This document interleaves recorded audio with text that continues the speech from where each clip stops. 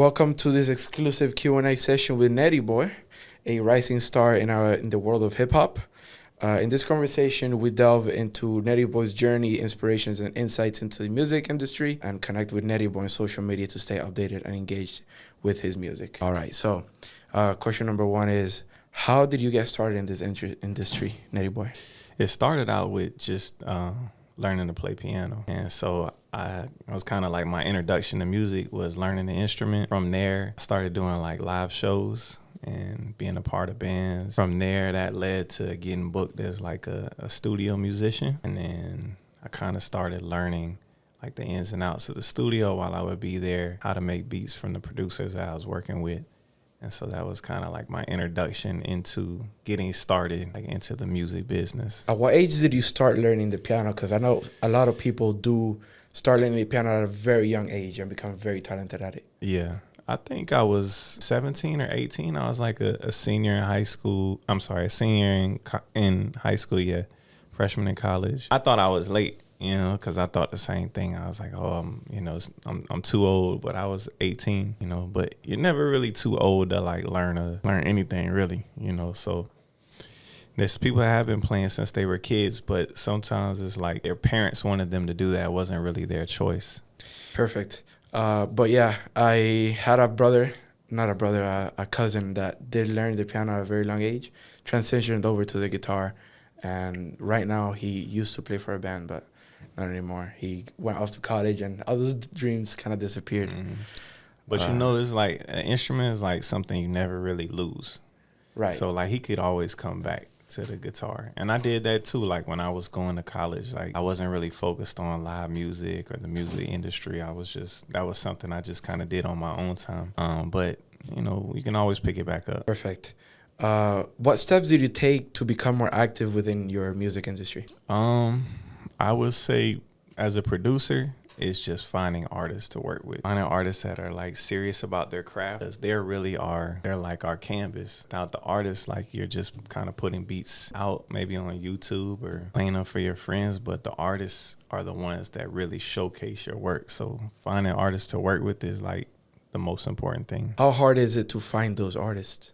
It can be tricky. It can be tricky because everybody wants to know what you've done. And that's kind of like in the music industry, what you've done is kind of like your resume. Right. And so if you don't have a resume, you need somebody that'll either like walk you in the door or vouch for you, or you got to just kind of take advantage of a moment. So sometimes it's just being in the right place at the right time. Sometimes it's utilizing and leveraging relationships you have with people. But it's tricky. There's no like right way to get in front of somebody. The best way is that people hear what you've done with other people and they're like, I want to work with him. Got it. And as a producer, how do you find those artists? Social media, big one. Like I always finding new people, new talent on social media. But then it's difficult too when you find people on social media because a lot of times they're getting hit up by everybody. So for them to like find you, check out your work, make sure your work aligns with what they want to do. Like most artists aren't necessarily going to do that unless you have something that jumps out at them like, oh, you did this or, oh, you work with this person. So social media is one. Events, right. like the ones we met at. Find artists there that you think align with what you have going on. And then just networking too, like just being around the scene, going to events, just all of that can let you know also who's like serious about it, who's taking time out, making this a part of their daily life. Right. Who's pushing their hardest. Yeah. And we see a lot of not only producers, but also any other artist taking inspiration from a very young age. Who do you take inspiration from? I feel like for me, it was like, I kind of grew up in like the heyday of Michael Jackson. Mm-hmm. So everything like Michael ever did for me is like, the gold standard. So people like Teddy Riley, Quincy Jones, Devontae Swing, those are like the guys that I kind of are like icons to me and people that I, draw inspiration from. But I'm always finding like new things. There's new sounds and new rhythms and patterns that I like to follow that sometimes it won't be anybody that I know. It'll just be a sound I hear and try and recreate. So sometimes it's from like the classics, like the Teddys and Devontaes, and sometimes it's just from a spur of the moment thing. So from what other classics would you take inspiration from if it wasn't only from Michael Jackson? Could you look over maybe even late into the 30s or a little bit more early into the 80s or 90s? Who would you feel that you feel more connected with? I would say like a lot of like Pharrell, Timberland, early Kanye, early Jay. Like the Blueprint album is incredibly produced. So I try to pull from anywhere I can. I know for me as a musician, there's a certain connection I have to like what that 90s era of pop and R&B was. That kind of was what I think gave me a lot of musician chops, and that skill is very helpful when you're producing. For me, everybody produces differently, but for me as a musician, like I pull a lot from what I learned just trying to recreate those songs or learn the chords. Got it. That's perfect. So NeriBoiiii, a lot of hip hop artists, have their own name and aliases. That is not really what their name really is. Mm-hmm. How did you come up with the stage name NeriBoiiii? Well, it's my name. So my last name is Neri. Growing up, I played a lot of sports. So I always, the coaches always would call you by your last name. Just playing everything from basketball to track and field, and always just having your coach screaming your name was just always what then your teammates would call you, and then your classmates would call you. So I've always kind of had my be called by my last name, which is Neri. My first name is Josh. So y'all have my whole government now. We're officially friends. Perfect. And can you recall a memorable fan interaction that you've had in an event or? Man, I think probably the most memorable one for me was, I guess you call it a fan interaction, but I don't know if you're familiar with something called beat battles. Yeah. So beat battles are like when it'll be like a tournament of producers that come, and you'll play a beat, I'll play a beat, and then the crowd, however they have it, the crowd or judges will decide who wins that round, goes on to the next round. So I was doing this beat battle maybe like 5 years ago. And I don't know, I was just like, everything I was playing, I guess people just really liked. I just remember like it feeling like everything putting in together at the same time. Yeah, and like you would stop, like so you would do your round, and then you'd wait while there'd be other rounds going on. And I remember like I had my round, and then I went and I was waiting for the next round to happen, and I just remember like everybody wanted to come up, take pictures, follow. Like it was just a lot. It was a cool moment to just feel like that important. That was a cool. Perfect. And in these tournaments, did you meet anybody who like really touched you? Like maybe sometimes you say, your opponents, you gotta keep them close because of them is how you learn. Mm-hmm. Like who would you say that it's challenging you to become better and better? Well, I've met other producers doing the beat battles. I have a long history of losing every beat battle that I go to. I always end up going to the finals, and then something just goes left in like the final round. I'm gonna give you an example. So sometimes they'll do like these themed rounds. So this one beat battle I did, they sent everybody the same sample. Everybody had to flip the same sample for that round. So I do mine, I play mine, and then the guy I'm going against plays his, and I'm listening, and I'm like, I don't hear the sample. And after about 10 seconds in, the guy starts breakdancing.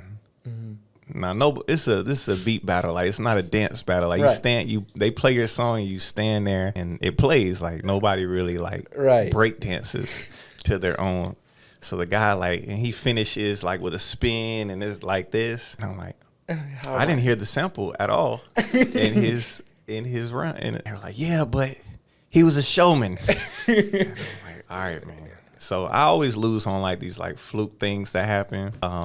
But I've met a lot of producers doing it. I've met a couple artists too doing it. It's really the only platform, beat battles are really the only platform producers have to just showcase them. Right. It's always about the artist, and then if people want to find out who did the music, they'll find out, but it's rarely about the producer. So those events are cool too. Build connections and really challenge yourself.